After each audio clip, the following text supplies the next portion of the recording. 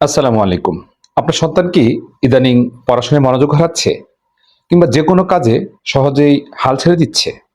আমরা অনেকেই মনে করি সন্তানকে দামি খেলনা দিলে বা সারাক্ষণ পড়া করলেই সে উদ্যমী হবে। কিন্তু মনোবিজ্ঞান বলছে একদম উল্টো কথা। হার্ভার্ড ইউনিভার্সিটির একটি গবেষণা বলছে প্রতিদিন বাবা-মায়ের মুখ থেকে শোনা মাত্র কয়েকটি সঠিক বাক্য একটি শিশুর মস্তিষ্কের গঠন এবং তার আত্মবিশ্বাস আমূল বদলে দিতে পারে। আজকের ভিডিওতে আমরা জানব প্রতিদিন সন্তানকে কোন ৪টি কথা বললে সে ভেতর থেকে সুপার মোটিভেটেড বা উদ্যমী হয়ে উঠবে। শেষ কথাটি কিন্তু সবচেয়ে গুরুত্বপূর্ণ, তাই ভিডিওটি না টেনে পুরোটা দেখুন। ১ নম্বর কথা, আমি তোমার ফলাফলের চেয়ে তোমার চেষ্টার জন্য গর্বিত। এই কথাটি বলবেন। আমরা প্রায়ই বলি, বাহ, তুমি তো পরীক্ষায় ফার্স্ট হয়েছ, অনেক ভালো রেজাল্ট করেছ, তুমি অনেক জিনিয়াস। কিন্তু স্ট্যানফোর্ড ইউনিভার্সিটির বিখ্যাত সাইকোলজিস্ট ডক্টর ক্যারল ডিউক তার গ্রোথ মাইন্ডসেট গবেষণায় দেখিয়েছেন যে বাচ্চার শুধু মেধার প্রশংসা করলে সে পরবর্তীতে ব্যর্থ হতে ভয় পায়, অর্থাৎ ব্যর্থতার যে ভয় সে প্রতিনিয়ত তাকে আষ্টেপৃষ্টে ধরে। তাই বাচ্চার রেজাল্ট কেমন হলো তা না দেখে সে আসলে কতটা চেষ্টা করেছে, কতটা কষ্ট করেছে সেটার প্রশংসা করুন। যখন আপনি বলবেন তুমি যে এতক্ষণ ধরে অঙ্কটা মেলাবার চেষ্টা করলি, তা দেখে আমার খুব ভালো লেগেছে, আমি খুব শান্তি পেয়েছি, তখন বাচ্চার মনে হাল না ছাড়ার যে একটা মানসিকতা, সেই শক্ত মানসিকতাটা তৈরি হবে। ২ নম্বর কথা যেটি অবশ্যই বলবেন, ভুল হওয়া মানেই তুমি নতুন কিছু শিখছো। এই বিষয়টি মাথায় রাখবে। আপনার সন্তান কোনো ভুল করলে আপনি কিভাবে রিয়্যাক্ট করেন?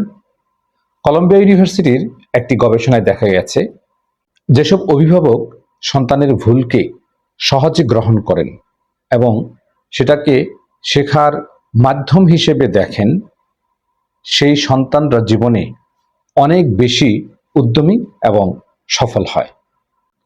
তাই সন্তানকে আজই বলুন, ভুল হওয়াটা কোনো পাপ নয়, ভুল করছো মানেই তুমি চেষ্টা করছো। চলো দেখি এখান থেকে আমরা কি শিখতে পারি। এতে তার মন থেকে ব্যর্থতার ভয় সেটা চলে যাবে। ৩ নম্বর কথা, এই ব্যাপারে তোমার মতামত কি? সন্তানের জীবনের ছোটখাটো বিষয়েও তাকে সিদ্ধান্ত নিতে দিন। আমেরিকান সাইকোলজিক্যাল অ্যাসোসিয়েশনের একটি জার্নাল বলছে যেসব শিশুকে ছোটবেলা থেকেই মতামত প্রকাশের স্বাধীনতা দেওয়া হয় তাদের আত্মবিশ্বাস ও স্বনির্ভরতা অনেক বেশি থাকে। তাকে জিজ্ঞেস করুন, আজ বিকেলে তুমি কোন খেলাটা খেলবে, কিংবা এই সমস্যার সমাধান তুমি কিভাবে করবে বলে ভাবছো। যখন একটি শিশু বোঝে যে তার মতামতের মূল্য আছে, আপনি তার মতামতকে মূল্যায়ন করছেন, তখন কাজের প্রতি তার উদ্যম বহুগুণ বেড়ে যায়। ৪ নম্বর কথা, তুমি যেমনই করো না কেন আমি সবসময় তোমার পাশে আছি। এই কথাটা অবশ্যই সন্তানকে বলবেন। একটি শিশুর উদ্যমী থাকার সবচেয়ে বড় জ্বালানি হলো তার মানসিক নিরাপত্তা বোধ। সাইকোলজিতে একে বলা হয় আনকন্ডিশনাল পজিটিভ রিগার্ড।